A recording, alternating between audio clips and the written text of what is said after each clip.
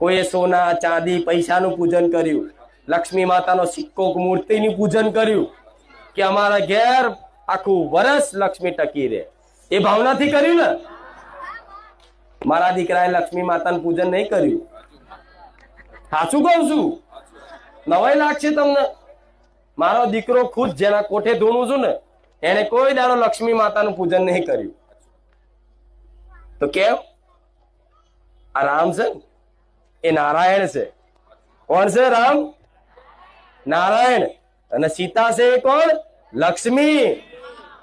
તો રામનું નામ લો તો લક્ષ્મી માતાને આમંત્રણ આલવું પડશે. લક્ષ્મી એકલીને બોલાવશો તો આઈને મોઢું બતાવીને જતી રહેશે. આ શું ખોટું? એ નારાયણનું નામ લેવાથી, એ રામનું નામ લેવાથી તમારા ઘેર